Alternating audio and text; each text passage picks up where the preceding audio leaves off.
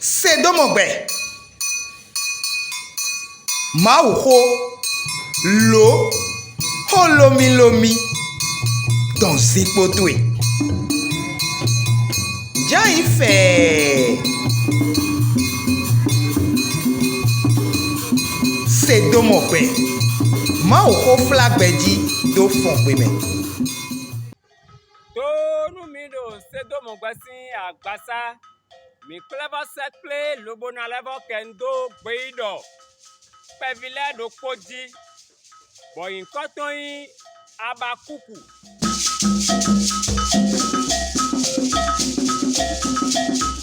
Habacuc yinko we mountain wa imo. Bo edekhle gran do we mountain ta nu konton. Ika meton nu konton ko we mountain ta atongo ko. Ika meton nu konton ko me. Bo mika mondo Habacuc ayo edo ko jen lebo. Yime mula we mawe. Bo mika mondo ewe yo. Nyade imbo mimo nu gege to ututondo. Ofi de fomna do jele na. Lo anu mi kemi ado ko we ndo di. We mao Habacuc wala yo. Eko wala cho ewayi ikanmongbenu eyin Babylon ton yinko ede sutan titi meton wekayin iblato ututon sien eda edeboro Habacuc.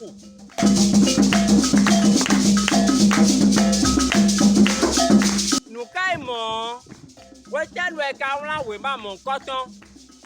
e wala we ma ndo epo kwe nuonton chobo enati Jesu. Bo mimo nwe na khlene le yo ewe inodi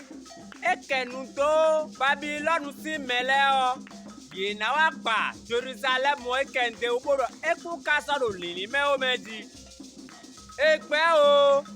egbo o yina wa pa tu obora yi tu o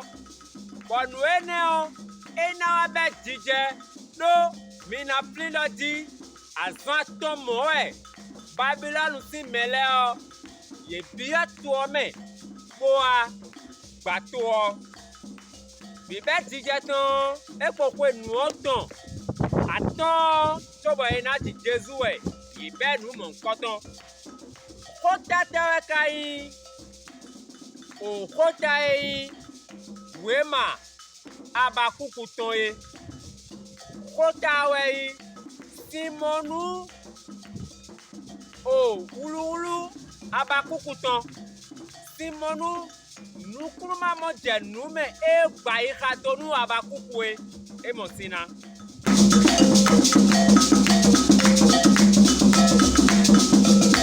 Nuyawuli de tekawe nuyawuli ona kendo nuwe jeke kabo Habacuc wulu do ede meyo ena de khle etewe kaje newe ka gbombo mawu eyi gwajijo no yo ejo Israel viledo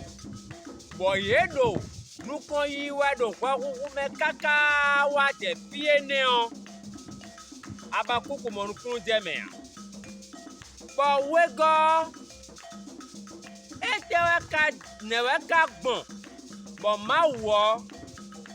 na sembanu Israel si togun odo kwakuku to utu o ena wa iso Babylon si to o Babylon si to menu ledi atakawa to nutasi lewe Israel si mele nao yina kakao emasi so ijire to Babylon nule une bo ma wo me ne la je ka mo na to sembanu Israel vilea nuene nude bo wulu ai khamenu Habacuc boydo mau bojijo no kanu esi Bon, mais ne la je vois qu'à mon moment de ma nous plutôt là.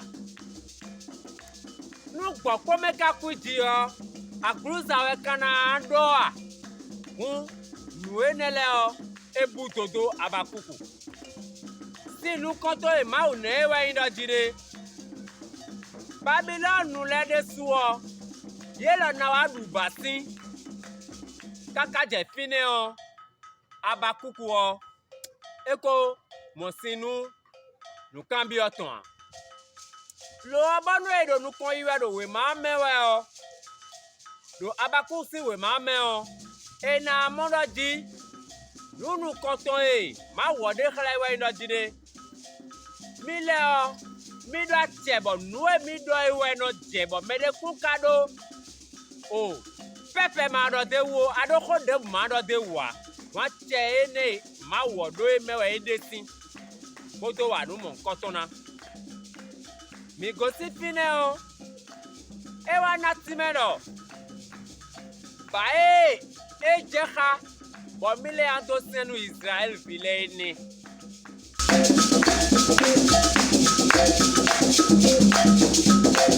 nous mimo Habacuc ton me do nu kon yi me Habacuc a mo do dire ekun yi ma wo e ma do gan ma wo do gan de bu mona dodo wa ku Israel ton te a utu ezon e u ezon mo e gon ba ma ko senu yi da i koko kabi e gon ye ma do te do wa so into e ton me e mo ya lo e no se gbe do le to bo gbe do de lo no do nu yi do lo wa mi de e yan e ma wa de nu de khle Habacuc Habacuc de so wa do gide to ma wo u bi piti we ma bi ba ton e wa mo do gide lu ka bi to bone la do finecho Habacuc wa do gide to ma wo u pa to gbogbo to bi e ganje ma wo u be amo do ma o gun gan te ton di nu ene wa khle yi koton sin time do yi koton eyi ngre panpan ti ene wa khle do dire kwende e wa bonu kun den lebi me yo e wa to do ma o ton panpan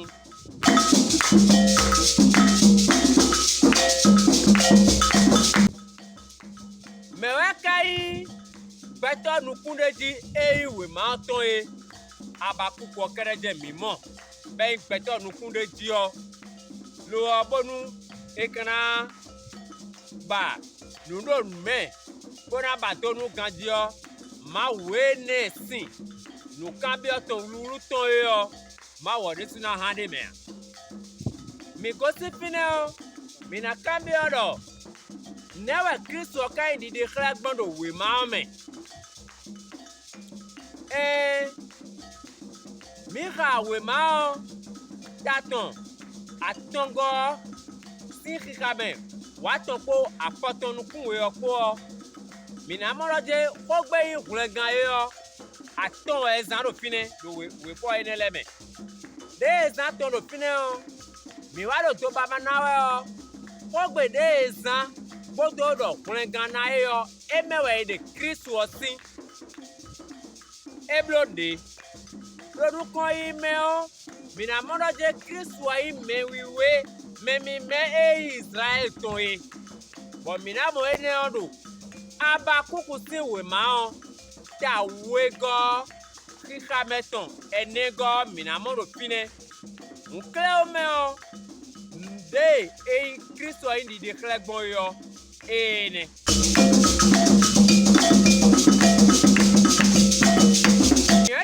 mi kare mi na isi fine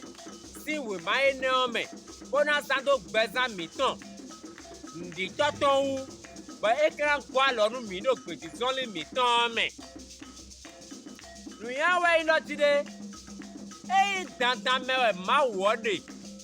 lobo nu kwacha me mi ton le bi ku e na donu mi a ma wo no wa ndele bo nu o mi komra mona do nu ye gbetoton mi do mi he mi na do we ma wo do nue mau ile yo mi dele mo do jide